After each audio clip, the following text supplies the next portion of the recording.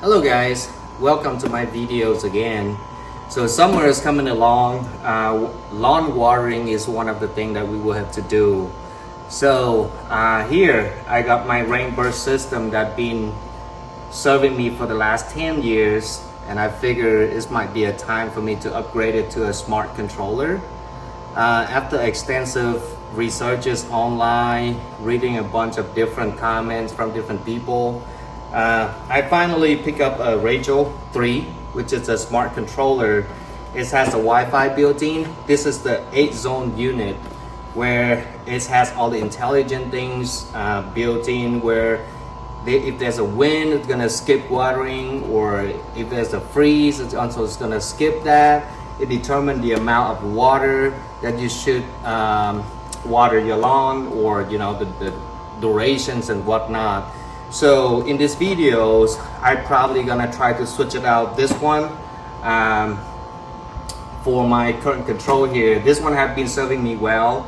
However, I think it's time to have something smarter, and I will be able to control it at my fingertips. Some of the comment I see or question I see from other people, they wonder whether how difficult or how easy to switch out the controls, and some folks even talk about hiring professional because they want to upgrade. So this is going to be my first time as well, but I want to show the progress here, and you determine whether it's going to be something easy enough for you to do on your own, or something that you want to hire people. But based on the way it looks, I think it's probably gonna take us maybe less than 15 minutes to complete the job. Here's my new unit. Just quickly to see what is included in the unit here. So I ordered this one from Amazon. Right now it's running on sale on their website. Right now it's run for $229, but Amazon running for $173. And some other area like Costco, I see is run for $169 for up to like 12-zone unit and whatnot.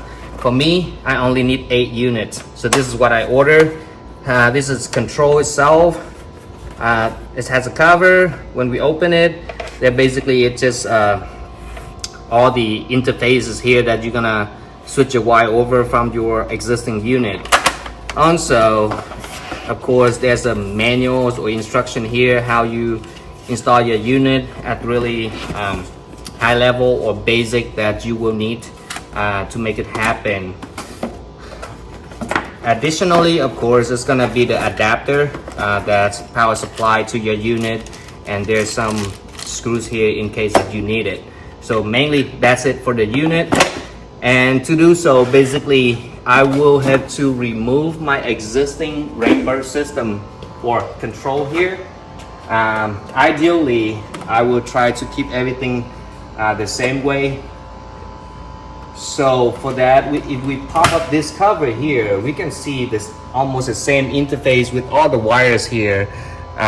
You should take a picture of this one before you remove it, so that way, just in case you forget or kind of mess it up, you know where to go. And it's only to a certain extent where it's going to be useful, because majority of time, if not all of them, is all the wiring in here basically is color code, right? For me, you can see all the red one basically is going to be the one that go into zone, and I have 8-zone system, so it's go from zone 1 all the way to zone 8. For the blue wire that we see there, for me is actually is a master valve. Not all the system will have that wire, but if you do, typically it's going to be in blue. And the white one there normally is going to be a comment, so you can remember the color code as well. And then of course it's going to come up with the power supply, 24 volt, little 2 wire there. You might not be able to see it, but that overall ideas of all the wires in here, right? Take a picture of it. The reason why I'm saying is only helpful to a certain extent. The reason for it is from the zone 1 to zone 8, they use the same color, in my case, which is the red color. So if you happen to switch the order of it, you will not be able to know which zone this wire going to. So a good thing if you gonna mark the wire somehow in the way that you know whether it's gonna be zone 1, zone 2 versus zone 8, right? It might require some time to do so. In my case, I probably try to keep the wire in the same order if possible, so that way I don't need to mark it and just pop it right back in. I don't know if I'm gonna be successful doing so, but that's gonna be what I'm trying to do. But for any reason, if you mess up the wire, it's not the end of the world. It just takes a little bit more effort to find out which one is which. How are you gonna do that? Once you got the unit installed, basically you're gonna run testing on separate zone or single zone. And when you turn it on, let's say zone number one on your controller, and it's happened to be your zone out there is going somewhere else, that wire is zone number 1. So that's one other way to deal with when you mess up the wire. But as long as the orders of the zone, it should not be the end of the world if you mess it up. So now I'm gonna go ahead and take this unit apart and put the new one in. Safety first, please unplug the power supplies up there when you're working with the electronic devices.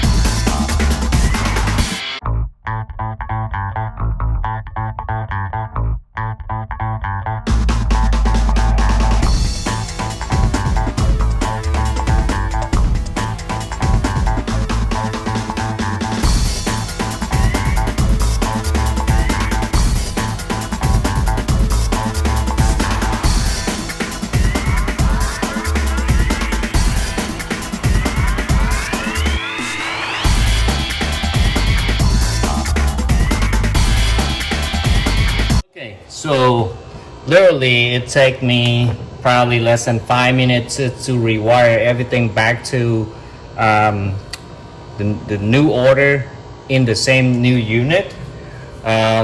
Basically I just tape it together so that way all the orders of my wires for the zone is the same.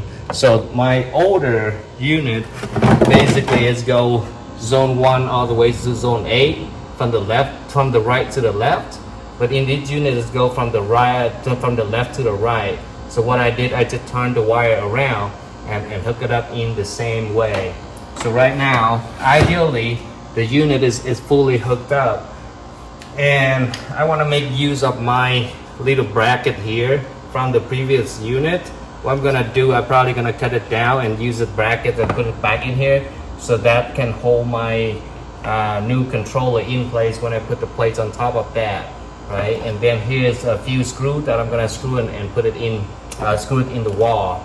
So before I go in and complete my setup, I'm gonna go ahead and use the power supplies and plug it in to see, if it's power up and everything is good before I actually tie it all together.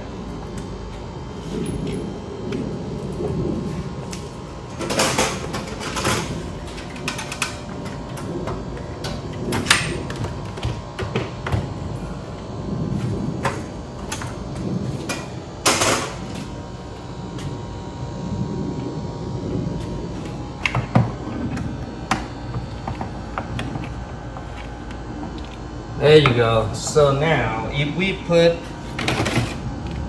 the cover plate back in place, and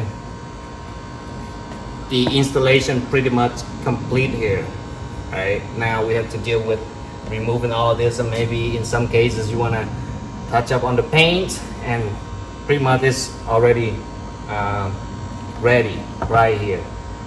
So to do that, I'm gonna go ahead and cut this one. I'm gonna come back and tie it in place. Technically here we can use any brackets or any other different hardware that you can secure this pole here, but since I already had this this thing here coming with the older system, so I want to make use of it instead of going out there and buy it again. Plus, since it already has the holes here, I want to use it like that instead of drilling a new hole.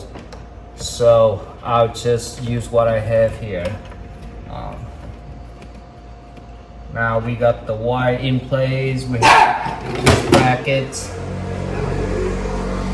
I'm gonna screw this couple of screws back in place.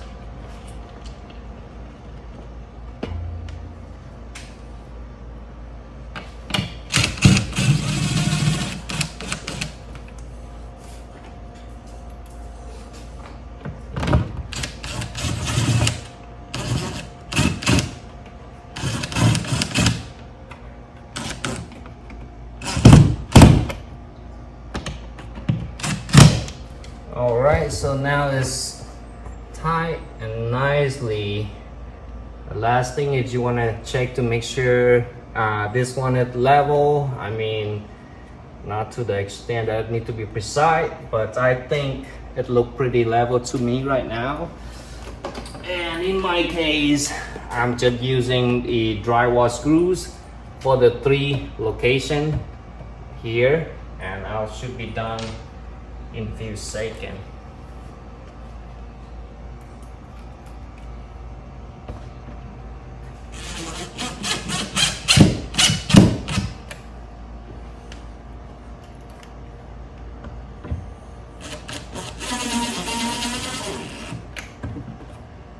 So when you're using drywall screws, for me, I just tied it enough to the point where it's just lightly snug to the wall, so you don't strip the drywall, and it's gonna give you a good holding there without poking the big old holes and put the new thing in there just like that. So right now my unit is pretty secure here. If we want to, we can just weld some of these extra length of wire back into the available space that we have here,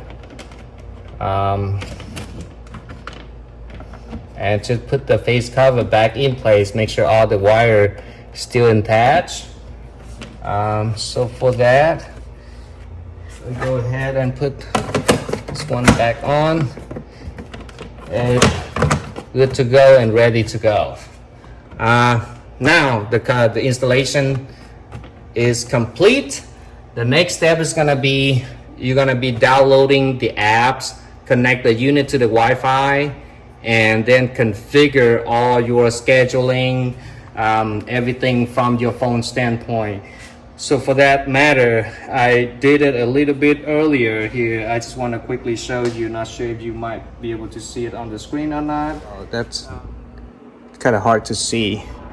But basically, from this standpoint, you go in here, and then basically you go to your map, and you're gonna draw the zone, whichever zone that you have, right? So for example, zone number 1, and then you're gonna draw the boundaries of zone number 1, and it's gonna determine how big your zone is, and then you can add the nozzles, how many nozzles, what type of nozzle to each zone, and from there you're gonna do further like advanced scheduling and all that fun stuff. But yeah, this video is just basically showing you how easy you can switch this unit out, and in my case I think it's fairly easy. Take probably about 10-15 minutes, in some cases more complicated situation. I think it's gonna be taking less than half an hour to complete. So hopefully this video is being helpful to you guys, so you guys can see whether it's going to be difficult or easy enough for you guys to do it yourself, or hire some professional to switch out the unit. But for me, I think it's going to be a good project to do it on your own if you have time, and if you prefer somebody else doing it for you, that's fine too. Let me know if you have any comments.